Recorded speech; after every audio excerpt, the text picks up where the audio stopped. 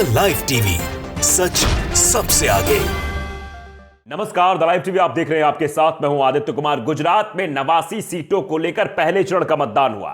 करीब 788 उम्मीदवारों का फैसला आज जनता ने ईवीएम में कैद कर दिया। लेकिन उससे पहले जो घटनाक्रम देखने को मिले हैं वो अपने आप में कई सारे सवाल खड़े करते हैं। हम आपको आज दो खबर बताएंगे। पहली खबर कि आखिरकार गुजरात की जनता ने जब वोट दिया तो किन किन मुद्दों को लेकर वोट दिया है, क्या जनता ने परिवर्तन के लिए वोट किया, यह भी आपको बताएंगे क्योंकि जनता बोल रही है कि इस बार उसे परिवर्तन चाहिए।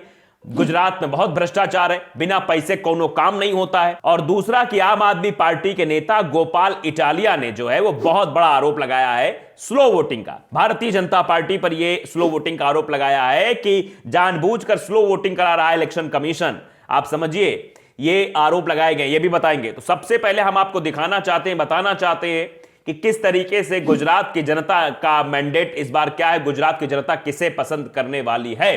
क्योंकि जिस तरीके से लोग बोल रहे हैं उसी तरीके से लोग वोट भी करते हैं। तो सबसे पहला जो मैं आपको बयान सुनाने जा रहा हूं, एक शख्स है, गुजरात तक यूट्यूब चैनल है, उसने बाकायदे सब सवाल किया एक शख्स से कि आप बताइए किन किन मुद्दों को लेकर वोट करने जा रहे हैं। तो उसने बताया महंगाई, भ्रष्टाचार सबसे बड़ा मुद्दा है, बिना पैसे के गुजरात में कोई काम नहीं होता है, इस बार परिवर्तन होगा। जरा सुनिए किस तरीके की बातें गुजरात का शख्स कर रहा है। मोंघवारी से घना मुद्दाओ છે, મોંઘવારી છે કે પછી ભ્રષ્ટાચાર છે। અહીંયા હરેક લેવલ ઉપર ભ્રષ્ટાચાર છે। તમારે કોઈ બી કામ કઢાવવું હોય તો પૈસા દેવાના, પહેલા પૈસા આપો પછી કામ થાય। આ વખતે પરિવર્તન થશે એવું લાગે છે? ત્રિપાખીઓ જંગ છે ગુજરાતમાં। હા, પરિવર્તન થશે એવું 100% લાગે તો છે। હવે પછી આમાં લોકો ઉપર આધાર છે। तो देख लिया आपने, सुन लिया आपने। एक ही नहीं, अब दूसरे शख्स को भी आपको सुनाते हैं। सेम बात ये दूसरा शख्स भी कह रहा है कि गुजरात में भ्रष्टाचार चरम पर है, गुजरात में कोई भी काम बिना पैसे के नहीं होता, इस बार परिवर्तन जरूर होगा। सुन लीजिए जरा इस शख्स को भी। आप अंदाजा लगा सकते हैं किस तरीके की परिवर्तन की बयार जो है वो गुजरात में बह रही है। देखिए અરજીભાઈ શું લાગે છે? યુવાન મિત્રએ તો એવું કહ્યું કે પરિવર્તન જેવું લાગે છે। પરિવર્તન જરૂરી છે। અત્યારે ભ્રષ્ટાચાર ખૂબ વધી ગયો છે, એનાથી લોકો ત્રાસી ગયા છે। સરકાર તો એવું કહી રહી છે કે મેં ભ્રષ્ટાચાર શૂન્ય કર્યો છે, ક્યાંય ભ્રષ્ટાચાર નથી થતો। શૂન્ય નહીં, ખૂબ વધારો કર્યો છે ભ્રષ્ટાચારમાં। આટલો બધો ભ્રષ્ટાચાર અત્યાર સુધીની રાજનીતિમાં નહોતો, એટલો ભ્રષ્ટાચાર અત્યારે થઈ રહ્યો છે। સુરતમાં કઈ જગ્યાએ ભ્રષ્ટાચારો થઈ રહ્યા છે? તમે જે રીતે કહી રહ્યા છો પૈસા સિવાય કામ નથી થતું। પૈસા દીધા હોય ઈ વયા જાય છે ને ઈ કામ નથી થતું। પૈસા આપીને કામ કરાવ્યું હોય ને ઈ કામે નથી પૂરું થતું। तो आपने देखा वोटिंग समाप्त हो गई है। जनता ने उम्मीदवारों के उम्मीद पर कितनी उम्मीदें जताई हैं ये सब कुछ फिक्स हो गया है। अब बस 8 तारीख को जब बस्ता खुलेगा तब पता लगेगा, यानी ईवीएम जब खुलेगी तब पता लगेगा। अभी फिलहाल 5 तारीख को वोटिंग और है। 5 तारीख को जो बची हुई सीटें उन पर वोटिंग होगी, उसके बाद 8 तारीख को नतीजों की गणना होगी, नतीजे सामने आएंगे, अब वोटिंग की गणना होगी। तो अब आप समझ लीजिए किस तरीके से। अब ये वीडियो जो है जीएसएस नाम के ट्विटर यूजर उन्होंने शेयर किया और लिखा कि देखिए क्या गजब झाड़ू चल रही है गुजरात में। जो लोग पूछ रहे थे कि आपकी सभाओं में भीड़ तो आ रही है पर वोट देखेंगे कि नहीं पड़ेगा, वोट नहीं पड़ेगा, पोलिंग बूथों पर परिवर्तन मांगती गुजरात की जनता, ये वीडियो जरूर देखिए। तो ये देखिए, आप ये वीडियो शेयर किया जा, साझा किया जा रहा है, बताया जा रहा है देखिए परिवर्तन इस बार गुजरात की जनता चाह रही है और परिवर्तन के नाम पर वोट गुजरात की जनता कर रही है। यह साफ तौर पर इस वीडियो के जरिए दिखाने और समझाने की कोशिश की गई। तो हमने आपको दोनों वीडियो दिखा दिए, हमने आपको पूरी सच्चाई भी बता दी किस तरीके से जो है गुजरात में इस बार परिवर्तन की बयार बह रही है। गुजरात में लोग भ्रष्टाचार से परेशान है, गुजरात में लोग महंगाई से परेशान है और इन्हीं सबको खत्म करने के लिए इस बार वोटिंग की जा रही है, ये जनता कह रही है। अब चलिए दूसरी खबर, जो बड़ी खबर आपको बताते हैं। दरअसल गोपाल इटालिया ने बाकायदे ट्वीट करते हुए गंभीर आरोप लगाए हैं कि जो है स्लो वोटिंग कराई जा रही है। देखिए उन्होंने लिखा है, गोपाल इटालिया का ट्वीट आप देख लीजिए कि कतारगाम एसी में जानबूझकर वोटिंग स्लो कराया जा रहा है। इलेक्शन कमीशन इस तरीके से भाजपाई गुंडों के दबाव में काम करना है तो फिर चुनाव ही क्यों करवाते हो। इलेक्शन कमीशन पर बड़ा गंभीर सवाल खड़ा किया है गोपाल इटालिया ने। गोपाल इटालिया ने साफ तौर पर कहा है कि अगर आपको ऐसे ही चुनाव कराना है, इस तरीके से स्लो वोटिंग भाजपा के दबाव में करानी है तो फिर चुनाव ही क्यों करवाते हो।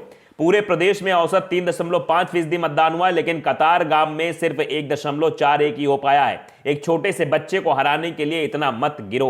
ये जो ट्वीट किया गया वो 10:33 पर किया गया आज के दिन, यानी दिसंबर 1, 2022 को, कि आप सब जगह जो है 3.5 के आसपास, लगभग 4 के आसपास मतदान हो गया, 4% के आसपास, लेकिन यहां पर सिर्फ 1.41 यानी 1.5% मतदान ही हो पाया। ऐसा क्या कारण, क्यों स्लो वोटिंग हो रही है, ये सवाल गोपाल इटालिया ने खड़े किए हैं। अब ये सवाल काफी अहम है। देखिए अब इस पर कई लोग हैं जो तरह तरह की बातें भी कह रहे हैं। जनसत्ता ने खबर छापी है, इसको लिखा है कि आप नेता ने बीजेपी पर स्लो वोटिंग करवाने का लगाया आरोप। एंकर अमन चोपड़ा बोले रुझान आने शुरू हो गए हैं। इस पर एंकर जो है न्यूज 18 के अमन चोपड़ा, उनका भी रिएक्शन इस पर आया है। वो भी बातें कह रहे हैं, कमेंट तरह तरह के यूजर्स के देखने को मिले। आप देखिए, दरअसल जो ये आरोप लगे हैं, उन्होंने कहा कि वो हमने ट्वीट आपको बताई दी किस तरीके से। अब एंकर साहब जो है उन्होंने भी इस पर रिएक्शन दिया, लेकिन रुझान आने शुरू हो गए। मतलब आप समझिए, ये एक जो है प्रवक्ता है या एक एंकर है, इनकी मानसिकता पर भी आप सवाल खड़े कर सकते हैं। ऐसा नहीं लग रहा है जिस तरीके की बातें अमन चोपड़ा कह रहे हैं कि रुझान आने शुरू हो गए हैं, इसका मतलब है कि ये कोई प्रवक्ता के तौर पर बात कर रहे हैं। ये ऐसा नहीं लगता कि कोई एंकर की भाषा ऐसी हो सकती है। शायद आपको भी इस बात का अंदाजा नहीं होगा, लिख रहे हैं। अब इनके बारे में रिएक्शन भी लोग कर रहे हैं, तरह तरह की बातें। तनवीर है, उन्होंने लिखा कि एक रुझान तो यह भी है, मगर इसमें बात करना तुम्हारी औकात के बाहर की बात है। 2 मिनट नहीं लगेंगे और तुम्हारी नौकरी चली जाएगी। इसलिए जो कह रहे हो वही करो तुम, जो कर रहे हो वही करो तुम, तुम्हारे बाल बच्चे सब आराम से रहेंगे। इसी तौर पर लोग रिएक्शन दे रहे हैं। एक खबर को ट्वीट करते हुए, रिट्वीट करते हुए ये जो है बात तनवीर द्वारा लिखी गई है, जिसमें कहा गया कि अगर नेताओं को या उनके बच्चों को बढ़ाना है तो भाजपा को वोट दे देना, अगर अपने बच्चों को बढ़ाना है तो वोट फॉर झाड़ू। ये इस तरीके की चीजें जो है ट्वीट की गई थी, खबर दी गई थी। तो ये चीजें हैं। तो अब और भी लोग लिख रहे हैं कुछ अमन चोपड़ा के बारे में भी। अमन चोपड़ा जिस तरीके से आम आदमी पार्टी घेरने की कोशिश की है, वैसे लोगों को रिएक्शन भी सच के साथ नाम जो लिख रहे हैं कि चिंता मत कर, मुंह के बल गिरोगे गुजरात में, क्योंकि यह भी एक तरीका है गड़बड़ी रोकने का। सनद रहे, जहां भी ये पार्टी दमखम से लड़ती है वहां गड़बड़ी होने नहीं देती है। ये साफ तौर पर लिखा गया है। तो अब आप अंदाजा लगा सकते हैं किस तरीके से रिएक्शंस भी सामने आ रहे हैं। लोगों का जो है रिएक्शन है वो सबको पता है। तो गोपाल इटालिया ने गंभीर आरोप लगाए हैं, सीधे तौर पर इलेक्शन कमीशन पर ही सवाल खड़े कर दिए कि इलेक्शन कमीशन जानबूझकर स्लो मतदान यहां पर हो रहा है, जिस वजह से काफी दिक्कतें सामने आ सकती हैं। यह बात गोपाल इटालिया ने अपने ट्वीट के जरिए लिखी है।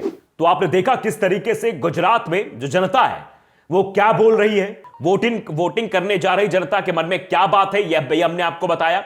साथ ही साथ हमने आपको यह भी बताया किस तरीके से चुनाव में गड़बड़ी का मामला सामने आया है। और गड़बड़ी का जो आरोप है वो गोपाल इटालिया ने बाकायदे ट्वीट करके लगाया है, इलेक्शन कमीशन को टैग किया है कि इलेक्शन कमीशन देखिए कि कैसे कतारगाम में जानबूझकर वोटिंग स्लो कराई जा रही है, कम वोटिंग हो रही है, बहुत धीमी रफ्तार से वोटिंग हो रही है, इससे नुकसान हो सकता है। यह बात कही गई है गोपाल इटालिया द्वारा। तो आप अंदाजा लगाइए, पहले चरण के मतदान में गड़बड़ी और जनता का मैंडेट किस ओर जाएगा, यह 8 तारीख को पता लग जाएगा। लेकिन फिलहाल आज जब वोटिंग चल रही थी, उस दरमियान यह खबर आना अपने आप में सवाल खड़े करता है कि आखिरकार क्या चुनाव निष्पक्ष तरीके से हो रहा है, मतदान निष्पक्ष हो रहा है, यह सवाल जरूर है। तो द लाइव टीवी को अगर आपने सब्सक्राइब नहीं किया, सब्सक्राइब जरूर करिए, बेल आइकन दबाइए ताकि सच खबर आप तक पहुंचती रहे। नमस्कार। द लाइव टीवी, सच सबसे आगे।